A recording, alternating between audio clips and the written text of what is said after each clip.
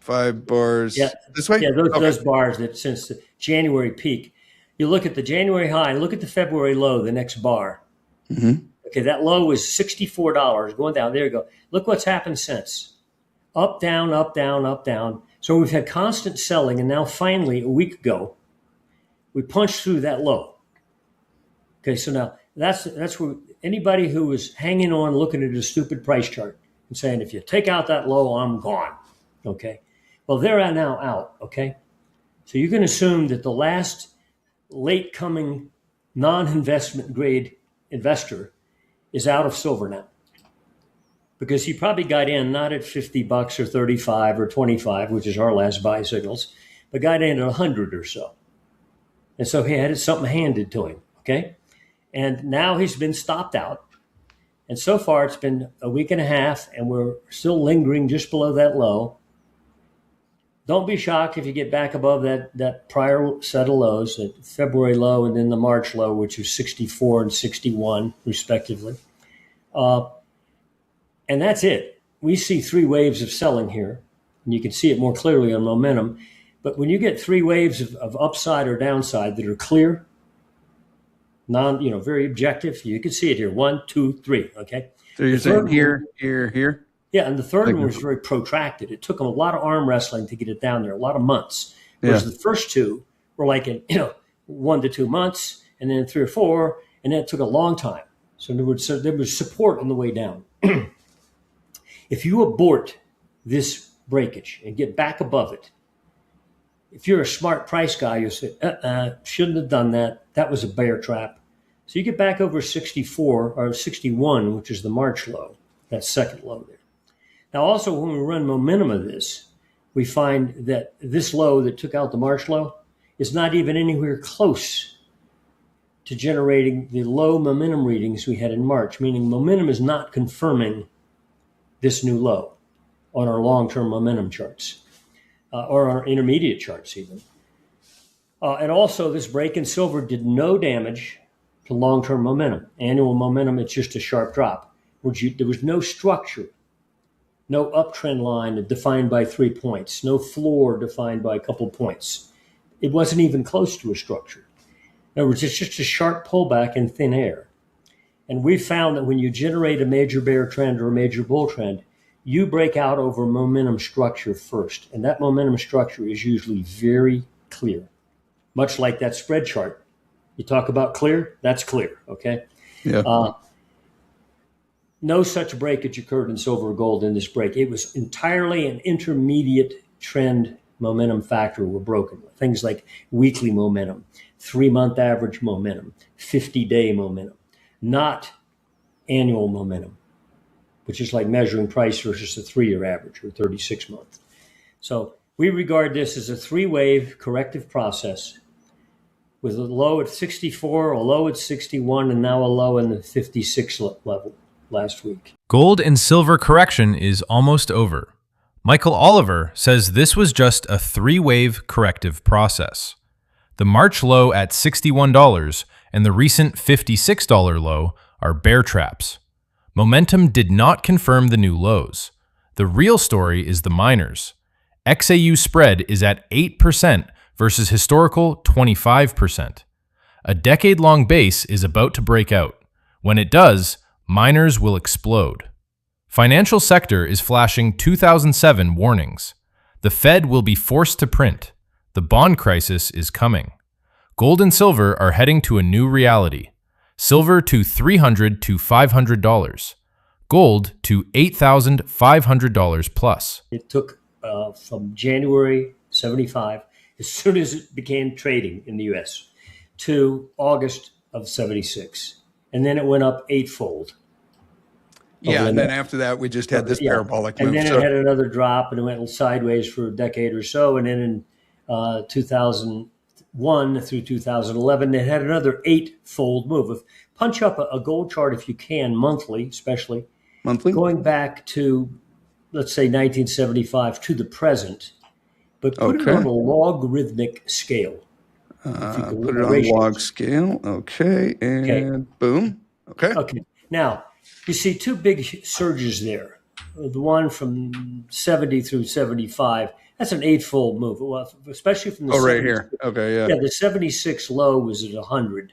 That 50% drop right there. That was a 50%er there. That drop you see right there. Yeah. From that 100 to 850, eightfold gain in price. Okay. Then you go back to the next low in 2000, 2001. It's about 260. Went up to 1920, eightfold move.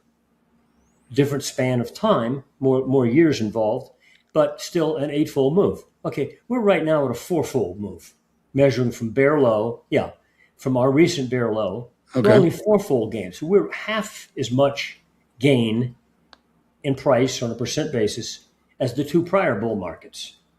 And yet we have factors out there that are far more enormous, fundamentally, technically, and so forth. And when we run annual momentum, something you can't do here, of gold. Oh, you've got that's the XAU there. That's the XAU. This is spot gold, basically. Oh, a spot. I see. Okay, yeah. I'm confused by the spot gold allows me to go back to the 1800s, and futures gold only can take me anything because it was fixed and controlled back then. Yeah. Anyway, but the point is, we've only had an eightfold move. A fourfold move versus the two prior bulls since gold was legalized, 76 to 80, 2001, 2011. There were eightfold gains. Oh, with sharp drops in the middle, but we're only fourfold. Now, and when we look at the horizon of the technicals, not only outside of gold, but the financials, especially the debt markets of governments, not mortgages, Japanese government bonds in total doubt, U.S. government bonds on the cusp, and frankly, UK and so forth.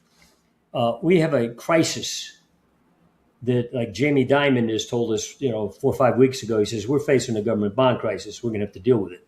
He didn't mean 10 years from now. And technically, we fully agree with him. He's right on his timing of his comment.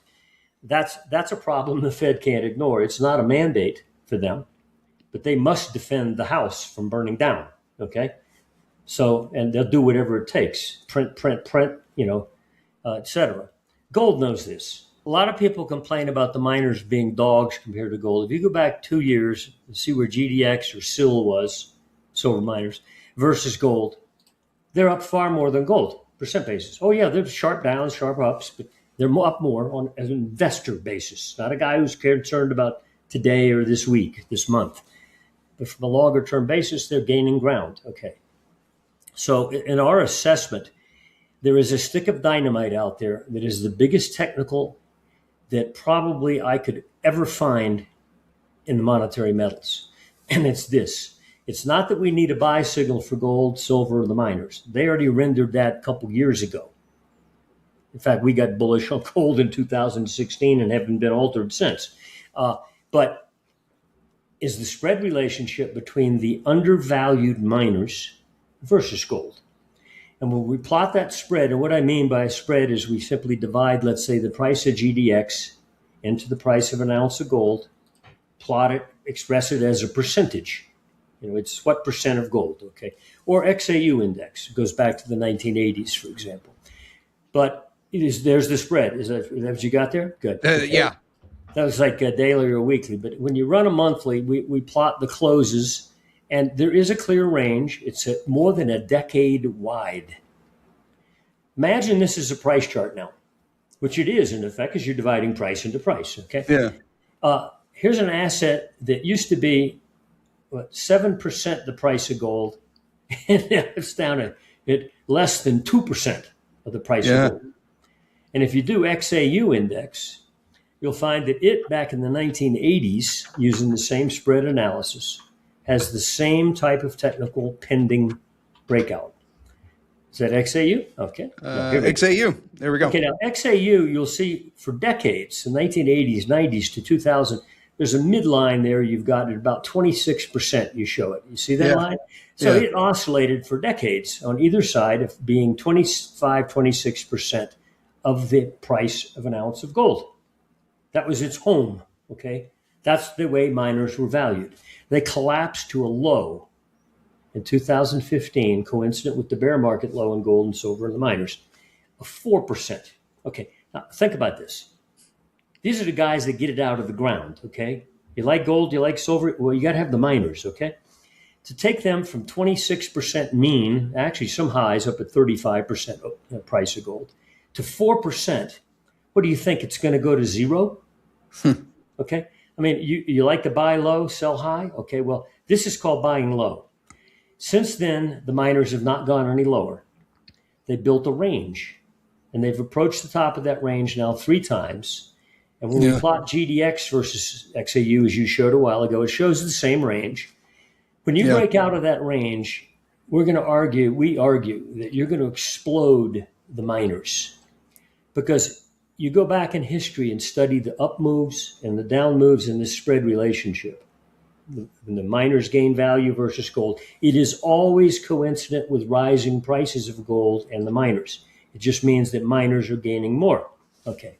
Now you can look at the bottom of that range a year and a half ago. We've gone from the bottom of that range to the top of that range, which is almost a doubling in their value from where they were then. So miners have beat gold, but they're still in the range. When you technically break out of this box, and I think we're going to do it, when you break out of the top of that box, if you're not even in gold, you better wake up, because this range, even if it merely doubled and bumped the bottom end of that prior multi-decade range of valuation, especially evident on the XAU, you can see that on average, the low was about 17.5% during that period. Okay, but we're just below 8. So you have more than double the miners' relative value to gold. Okay, and typically, correct me if I'm wrong, but typically when we break out of structures like this, since we've got, I guess you could call this a triple top here that took a decade to form. This is the monthly chart, right? Every little bar here is a triple top breakout. Yeah, I mean, kind of looks like a little bit of a bull flag right there, right above. Yeah, right. You notice it's been, 5 months? See, they peaked in Feb, March, April. Yeah, in Feb is when it peaked, not January is when that spread peaked. Look at the downside. The next month was a sharp down candle. But since then, it's been sideways. Yeah. The miners have been holding their ground. Whereas look at those other highs over there. When they broke down, they went down. They went down, yeah. Yeah, and they didn't nestle right below the top of the range. Yeah, We've been going up and touching the top of the range almost every single month. Yeah. It looks like a bull flag to me. And typically when these break out, you might have a little retrace, but it's usually a pretty quick. This is so massive that the air above it is so thin, and what I'm suspecting here as a helpful causal factor is that the investor, especially U.S. investor, who is not in the gold market, the silver market, or the miners, to any percentage of significance, whatever, they're still ignoring it. And right now they think, oh, we're smart. We ignored it. Okay. Yeah. Well, wait, you take this out, the game's on. We're watching certain sectors within the stock market that are extremely important and yet aren't the main topic of conversation. Some of the big banks, one of the largest asset management firms in the world, the credit card companies, when you examine the technicals as we do, not through just simply looking at a price chart, we see extreme danger. In fact, some of them have already been triggered to the downside. Not enough yet to cause a broad market decline. But I think the ambush is going to come not from, the semis broke, which they're going to do. They're going to have a sharp trading drop. But from the financials. And yes, the sectors that were the leader in the last few years, like AI, NVIDIA, will suffer on the downside more than will the S&P, although right now they're not conspicuous in that regard. But again, we're watching something most people aren't, and that's the financials. Now, obviously, if something happens in the financials, including U.S. government bonds, by the way, an event that has never happened, not in 2008, that will create wave effects that are so huge, not just psychological, but in real world consequences, that any talk of the Fed raising rates is a laughing joke, okay? I know everybody, the Fed's going to raise rates, blah, blah, blah, blah, blah. Stay tight. You break the financials and all that goes out the window.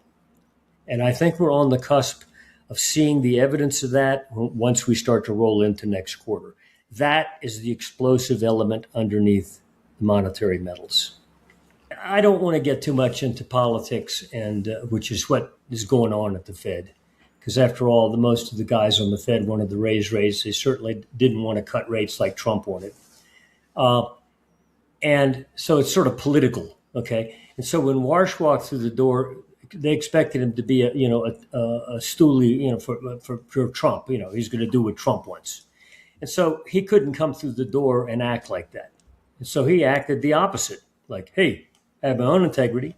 Now, I don't want to get into this because it gets into politics, but I suspect what you saw coming out of his mouth in the initial days was probably to appease, to calm down the other members of the Fed who thought he's going to be a puppet. Okay. And it's simple as that. The real fact is that the realities out there will shape the Fed. The Fed doesn't shape realities. They cause effects that hurt later. They cause booms that create busts, but they're always lagged. They don't realize they caused it, and when they caused it and it breaks, the bubble breaks, whether it's the .com or the real estate commercial, the mortgage crisis, they panic and go the other way. Not like they knew they had to do that, but it smacked them in the face, so they had to chase the events. So I don't view the Fed as some sort of causal factor in the sense of deliberately in charge of things. They're more like in charge of the events after things happen. Okay. Anyway, I think, therefore, you have to dismiss what he said. And now, after all, you can say, well, hey, oil collapsed. Hey, that factor. So when you look at the current, quote, inflation numbers, CPI, wholesale prices, those are lagged to reality. I mean, they don't reflect the collapse we just had in oil or the pullback on a lot of commodities. So those are bad numbers. They're not meaningful.